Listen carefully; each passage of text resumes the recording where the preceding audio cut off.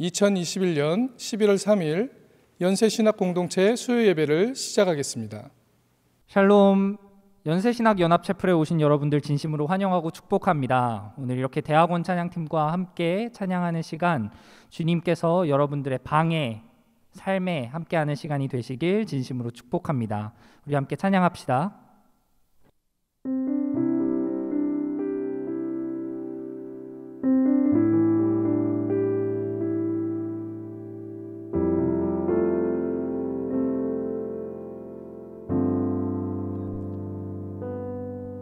내 입술의 말과 나의 마음의 묵상이 주께 연락되기 원하네. 내 입술의 말과 나의 마음의 묵상이 주께 연락되기 원하네. 내 입술의 말과 나의 마음의 묵상이 주께 연락되기 원하네. 내 입술의 말과 나의 마음의 묵상이 주께 연락되기 원하네. 내 반석 나의 구원자 나의 노래하리유. 주님 눈에 축복되기 원하네. 모든 순간순간마다 주의 종 되기 원해. 주님 눈에 축복되기 원하네.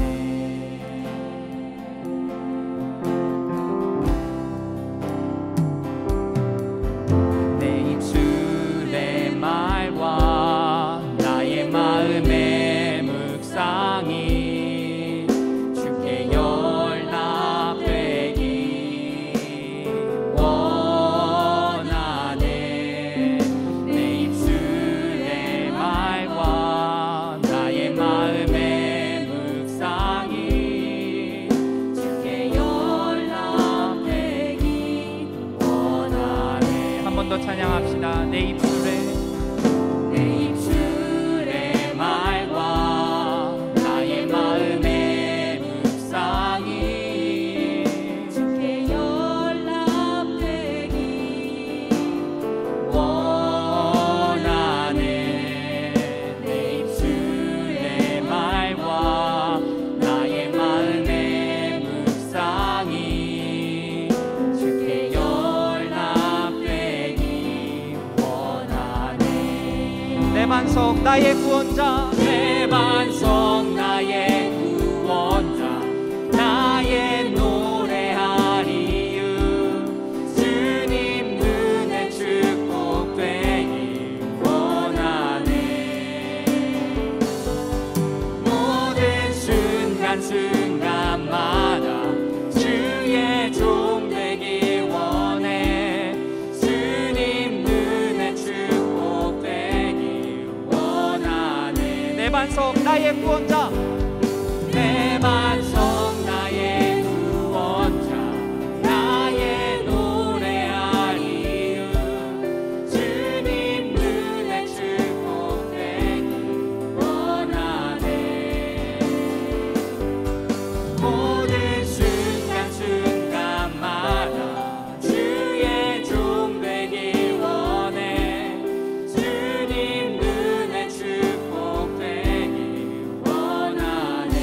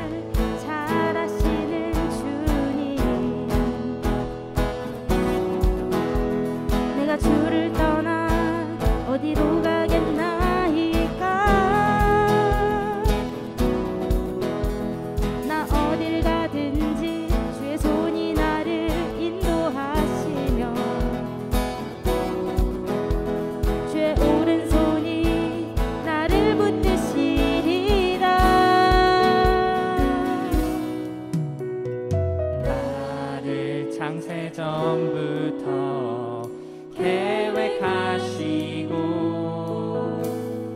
지금까지 인도하시네. 오 하나님이여 주의 생각이 어찌 그리 보배로우신지요.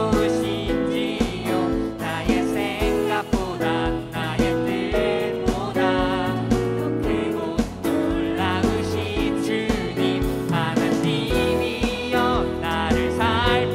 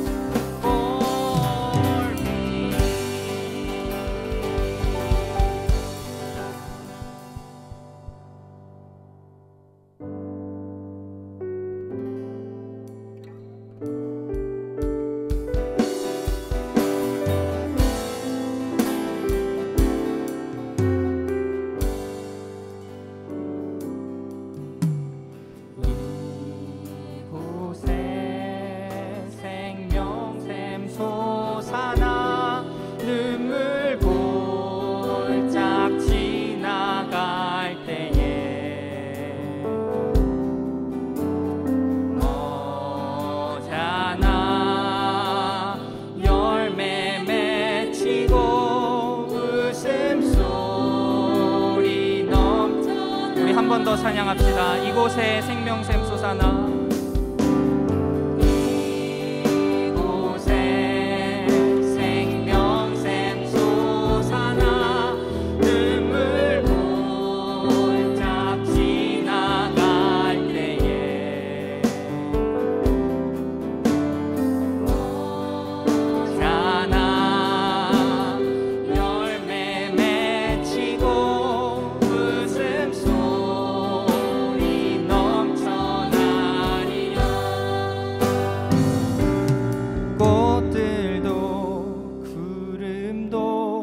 바람도 넓은 바다도 찬양하라 찬양하라 예수를.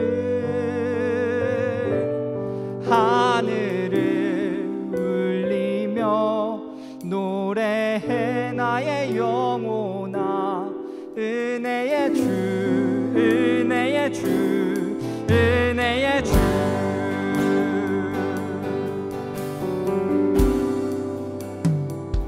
그날에 하늘이 열리고 모든 이가 보게 되리라.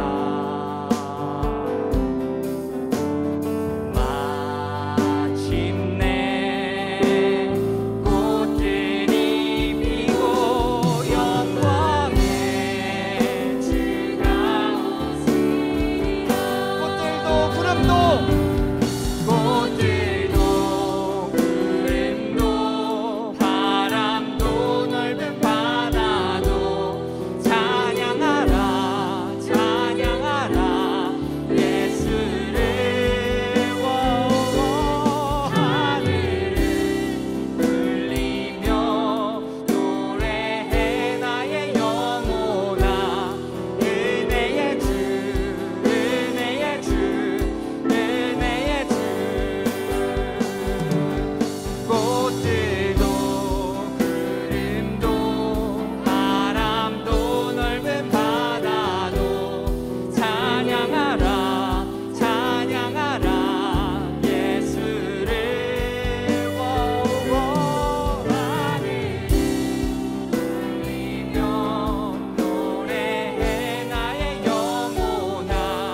은혜의 주 은혜의 주 은혜의 주 은혜의 주 은혜의 주 은혜의 주 은혜의 주. 한 번 더. 은혜의 주 은혜의 주 은혜의 주 예수.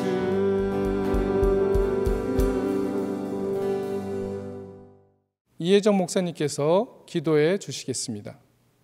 사랑과 은혜가 풍성하신 하나님 아버지, 연세신학 공동체가 예배로 주님을 찬양하고 경배하게 하시니 감사합니다. 오늘은 특별히 목회신학과 동문회 장학금 수여식을 하게 하시니 감사드립니다. 사랑과 은혜의 하나님, 양분화되고 타락한 세상 속에서 참혹함과 부끄러움을 느끼는 저희들입니다. 함께 가지 못하고 서로의 잘못을 들추어냅니다. 이기적인 모습으로 자기를 사랑합니다. 타락하고 어두운 단면을 드러냅니다. 이제는 더 이상 이대로는 안 된다는 절박함을 느낍니다. 주님, 저희들을 불쌍히 여겨주셔서 늘어진 손을 붙들어 주시고 힘있게 일어설 수 있도록 기름 부어주시기 원합니다. 세상 속에서 소금과 빛으로서의 역할을 감당하는 연세 신학 공동체가 될 수 있도록 도와주시기 원합니다.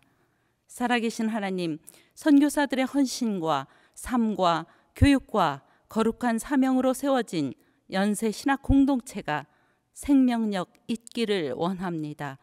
이곳에서 공부하는 한 사람 한 사람 눈여겨 보아주시고 하나님께서 부르시는 그날까지 소명대로 길을 잃지 않게 도와주시기 원합니다. 각자에게 맡겨진 사명을 책임 있게 감당할 수 있도록 도와주시기 원합니다.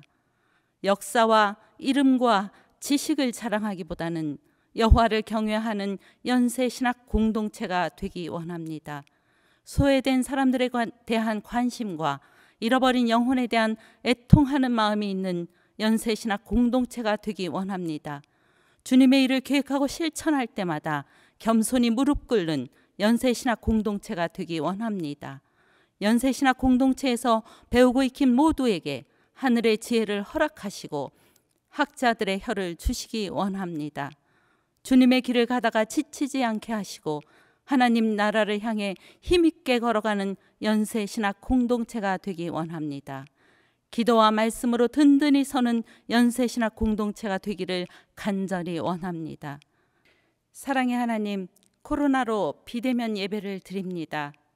오늘 말씀을 증거하는 오광주 목사님과 예배를 담당하고 하는 모든 이들, 또 뒤에서 수고하는 손길들을 기억하여 주시기 원합니다. 흩어져 있는 우리 재학생들과 동문들을 기억합니다. 멀리 외국에서 지방과 기관과 교회에서 묵묵히 자신의 일을 감당하는 재학생들과 동문들 모두 주어진 삶을 최선을 다해 살아가게 하시고 주님과 동행할 수 있도록 은혜 베풀어 주시기 원합니다. 은혜의 주님, 연세대학교 신과대학과 대학원, 연합신학대학원을 축복하여 주시기 원합니다. 학장과 대학원장, 교직원들, 학생들에게 함께 하셔서 연세대학교에 꺼지지 않는 등불로 빛을 발하기 원합니다. 복음에 비친 연세대학교가 이제는 복음이 뿌려지지 않은 세계 곳곳에 또 다른 씨앗을 심을 수 있도록 힘을 더하여 주시기 원합니다. 오늘의 예배를 통해 주님께서 영광 받아주시고 삶의 현장으로 파송될 때 주님께서 동행하여 주시기 원하오며 그리스도이신 예수님의 이름으로 기도합니다. 아멘. 2021학년도 목회신학 동문회 장학금 수여식을 거행하겠습니다. 장학증서 성명 정혜인, 전공 목회신학. 위 학생은 2021년 2학기 연합신학대학원 목회신학 동문회 장학금 장학생으로 선정되었기에 이 증서를 수여합니다. 2021년 10월 20일 연세대학교 연합신학대학원 원장 방연상, 연세신학대학원 목회신학 동문회 회장 문수경.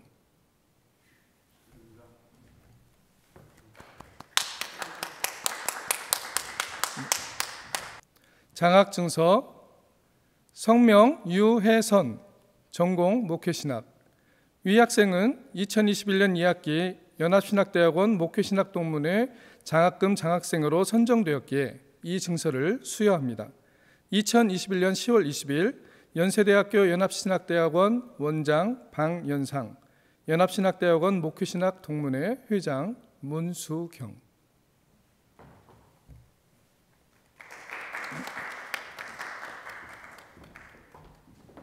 장학증서 성명 조지현, 전공 목회신학. 위 학생은 2021년 2학기 연합신학대학원 목회신학 동문회 장학금 장학생으로 선정되었기에 이 증서를 수여합니다. 2021년 10월 20일 연세대학교 연합신학대학원 원장 방연상, 연합신학대학원 목회신학 동문회 회장 문수경.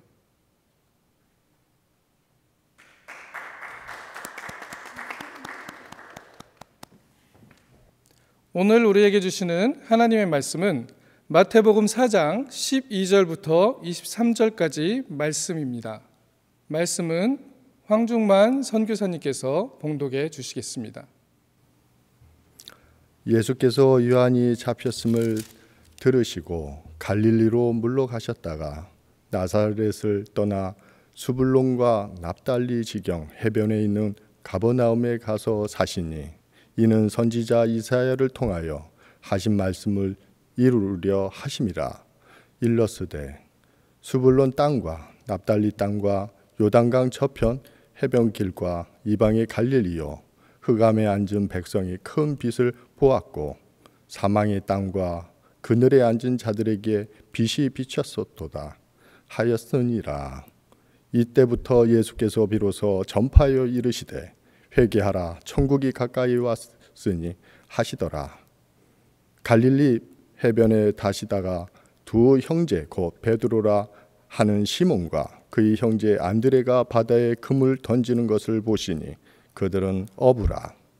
말씀하시되 나를 따라오라. 내가 너희를 사람을 낚는 어부가 되게 하리라 하시니 그들이 곧 그물을 버려 두고 예수를 따르니라. 거기서 더 가시다가 다른 두 형제 곧 세베대의 아들 야고보와 그의 형제 요한이 그의 아들이 세베대와 함께 배에서 그물 깃는 것을 보시고 부르시니 그들이 곧 배와 아버지를 버려두고 예수를 따르니라. 예수께서 온 갈릴리에 두루 다니시사 그들이 회당에서 가르치시며 천국 복음을 전파하시며 백성 중에 모든 병과 모든 악한 것을 고치시니. 오광주 목사님께서 빛이 빛이었도다라는 제목으로 말씀을 전해주시겠습니다. 우선 이 본문의 말씀 중 인용된 이사야 9장 1절 2절의 말씀의 배경을 살펴보자면 이스라엘 18대 베가 왕 때부터 아수르 왕 디글락 빌레세 3세가 BC 732년 갈릴리 지방을 병합하고 주민들을 포로로 사로잡아갔으나 다시 자유케 된 사건과 관련이 있음을 알 수 있습니다.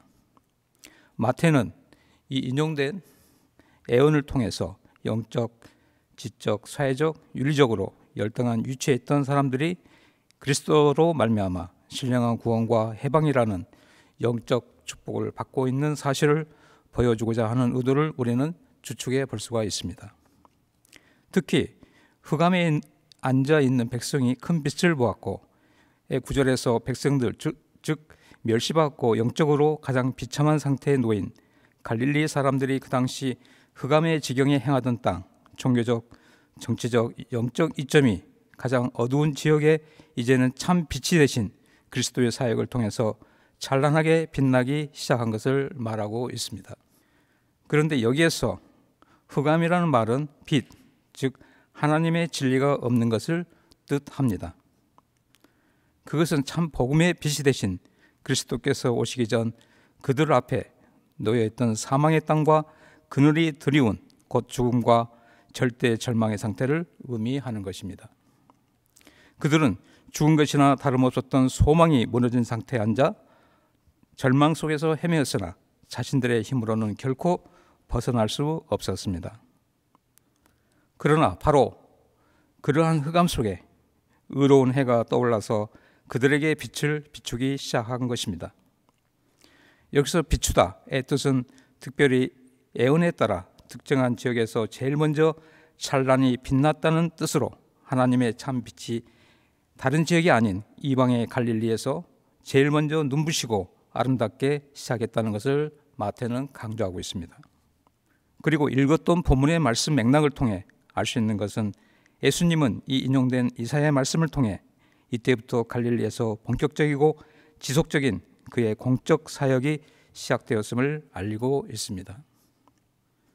그 전까지 선포되었던 요한의 가까이 온 천국의 메시지는 아직 미래적인 것과 달리 예수님의 천국의 선포는 자신의 인격 안에서 하나님 나라가 깃들어 있고 그의 인격이 곧 실현될 왕국이며 그의 메시아의 사역이 곧 생동하는 하나님 나라의 표징이 될 것임을 선포하고 계십니다. 그래서 본문의 17절에 천국이 가까이 왔고라는 말의 뜻은 죄와 죽음의 사슬을 끊고 갈릴리 사람들만 아니라 우리를 포함한 인류에게 진정한 구원과 천국의 기쁨을 허락하사 예수님의 십자가의 사역과 부활이 곧 전개되고 시작되고 있음을 말하고 있는 것을 뜻합니다. 이러한 예수님의 하나님 나라의 선포로 시작된 천국의 사역은 그분의 공적 사역 내내 우리가 알고 있는 것처럼 이 세상의 편만에 있던 사단의 왕국을 친히 물리치시고 예수님과 제자들이 각종 이적과 치유의 역사를 통해서 사단의 세력을 정복해 가심으로 이 땅에 천국이 이미 왔으나 아직 완결이 되지 못하는 것을 우리는 또한 알고 있습니다. 이 본문의 말씀은 우리나라 복음의 선교 역사와 밀접하게 관련되어 있습니다. 1885년 4월 5일 인천의 제물포에서 조선에서 최초로 선교사라는 직함을 가지고 장로교 언더우드 선교사 감리교 아펜젤로 부부의 세 사람이 도착했습니다. 그때 1년 전에 1884년에 이미 서울에서 미국 공사관 부속 의사로 활동한 알렌도 그 세 사람을 환영하기 위해서 인천에 나와 있었습니다. 이 네 사람은 일본에서 그 뒤 배로 오기로 한 다른 일행을 기다리며 인천 여관에 머물렀는데 마침 부활절이 다가와 그 선교사 일행들이 초라하지만 그 여관에서 다 같이 부활절 예배를 드리게 되었습니다. 설교는 언도드 선교사가 하게 되었는데 그때 설교 본문이 바로 오늘 읽었던 마태복음 4장 12절에서 23절 말씀입니다. 이번에 말씀을 준비하면서 그때 선교사들이 보았던 조선의 모습은 어땠을까 하는 생각이 들었습니다. 아마도 예수님께서는 오늘 우리가 본문에서 살펴보았던 것처럼 흑암과 사망의 땅과 그늘에 앉아 절망과 죄와 죽음의 사슬에 묶여 있었던 백성들을 보면서 복음 사역을 시작했듯이 그 당시 조선의 백성도 그런 비슷한 절망의 운명 앞에서 무기력했던 조선의 백성을 보면서 생명의 복음의 빛이 비추어지길 바라는 소망으로 그날 여관에서 부활절 예배를 드렸을 것이라고 생각이 됩니다. 그 당시 조선은 나라가 망해가는 나라로서 이 땅에 사는 사람들은 세상적으로나 영적으로도 피폐해져 가고 있었습니다. 한지 건너 무장잽이 있을 정도로 절망의 그늘 안에서 백성들은 우상과 사단에 매달렸으며 특히 남자들은 술과 담배 중독이 안 된 사람이 없을 정도였습니다. 선교사들의 증언에 의하면 서울에서 평양까지 가는 동안 길거리에 못 먹어 영양실조로 죽어가는 사람들이 부지기수였다고 기록하고 있습니다. 중국과 일본은 우리나라보다도 일찍이 외국 선교사들의 집중 선교 대상이 되었지만 선교와 동시에 자본주의가 전파되던 그 당시의 환경은 조선의 시장적 가치에 흥미를 느끼지 못하던 터에 우리나라는 그나마 복음조차도 사각지대에 놓여진 버려진 땅이라고도 할 수 있었습니다. 이처럼 비참한 나라 환경과 죽음의 그늘 아래 사망의 땅에 살고 있었던 조선에 이 나라가 어디에 붙어 있는지도 모르고 온 만 26세 선교사의 마음에 예수님이 공생에 시작했던 이방의 갈릴리 땅에 일어났던 복음의 빛의 역사가 이 조선의 땅에도 일어나길 간절한 마음으로 이 본문 설교를 했으리라고 생각합니다. 본문 23절의 말씀에 가면 예수님이 공생의 사역 특징을 세 갈래로 이야기를 하고 있는데 그것은 첫째는 가르치시며 둘째는 천국 복음을 전파하시며 셋째는 모든 병과 약한 것을 고치신 것입니다. 초기 선교사들이 우리나라에 들어와서 선교의 부흥을 이루었던 것도 예수님처럼 이러한 원칙에 근거한 복음의 역사를 만들어내었던 것에 공을 돌릴 수 있었다고 생각이 됩니다. 특히 선교에 버려진 나라였기 때문에 오히려 제국주의에 입각한 선교의 전략에 방해 없이 순수하게 경건주의와 복음주의에 입각한 선교사들이 이 나라에 들어와서 수많은 학교를 세우고 가르치며 복음을 전파하고 많은 의료인 파송을 통해서 병든 자를 고치는 부흥의 역사를 통해 천국 복음이 뿌리 내리게 되었습니다. 오늘날 우리 대한민국은 불과 130년 전에 망해가던 나라에서 이제는 다른 나라들이 함부로 하지 못하는 민주적이고 역동적인 나라가 되었습니다. 구한말 모든 면에서 절망의 그늘 아래 운명을 탓하며 죄와 사망의 그늘 아래서 살았던 우리 민족이 복음의 빛으로 말미암아 이제는 세계가 부러워하는 경제 대국이 되었고 미국 다음으로 선교사를 가장 많이 파송하는 나라가 되었습니다. 이러한 축복에 대해서 역사적으로 여러 평가가 있었겠지만 한 가지 분명하게 말씀드릴 수 있는 것은 선교사들의 복음의 빛으로 이 땅에 그분들의 헌신과 예수님의 진리를 비추고 가르치며 전파했던 헌신과 희생의 열매를 통해 이루어진 것을 알아야 합니다. 그러나 오늘날 우리의 현실을 조금만 주의 깊게 살펴보면 점점 복음의 진리가 희미해져 가고 있고 말씀의 진리를 배척해 가고 있음을 알 수 있습니다. 또한 경제 성장과 더불어 복음에 대해 외면하는 젊은이들이 늘어나고 있으며 물질에 대한 욕망이 늘어나고 있습니다. 인생에 대해서 오직 자신의 즐거움과 쾌락을 더 중요시하는 시대에 살고 있습니다. 선택받는 소수만 성장의 혜택을 누리면서 약자에 대한 배려심도 점점 부족해 가고 있습니다. 구직, 결혼조차도 하기 힘들어져 가는 세상에 대해 절망하는 젊은이들이 늘어가고 있습니다. 문자 그대로 오징어 게임에서도 보는 것처럼 양육 강식의 세상이 되었음을 우리는 부인하지 못할 것입니다. 세상은 과거보다도 살기는 좋아졌지만 우울증이 기하급수적으로 늘어나고 있고 자살률도 OECD 국가 중에서 상위를 달리고 있는 슬픈 현실이 되었습니다. 말씀 선포는 여기저기 늘어나고 있지만 바다 가운데서 오히려 갈증으로 죽어가는 사람이 많듯이 진리의 말씀이 더 필요한 시대에 살고 있는지 모르겠습니다. 어쩌면 지금의 상황을 우리의 내면과 정신적이고 영적인 측면에서 본다면 구한말 선교사들이 보았던 사망의 그늘 아래에서 신음해야 했던 그 모습, 그 상황으로 되돌아갔다고 감히 생각할 수 있을 것입니다. 외면적인 모습이야 비교할 수조차도 없지만 우리 내면의 모습은 더 악화되어 가고 있음을 고백하지 않을 수 없습니다. 이러한 상황에서 우리에게 필요한 것은 다시 한번 어둠을 비추었던 진리의 빛이 필요합니다. 과거 선교사들이 그리했던 것처럼 하나님 나라 디다스콘, 가르치고 케르손, 전파하고 테라피온, 고치시는 이 3대 사역이 다시 절실히 요구되는 시대가 된 것입니다. 예수님께서 행하신 이 세 가지 특수 양식은 모든 천국과 그리스도에 관한 통치를 암시하고 있습니다. 여기서 가르치다의 뜻은 예수님의 모든 활동이 근본적으로 교훈과 관련이 있으며, 전파하다는 예수님 자신이 오심과 함께 천국의 도래가 가까이 왔다는 유한겔리온 복음과 관계가 있습니다.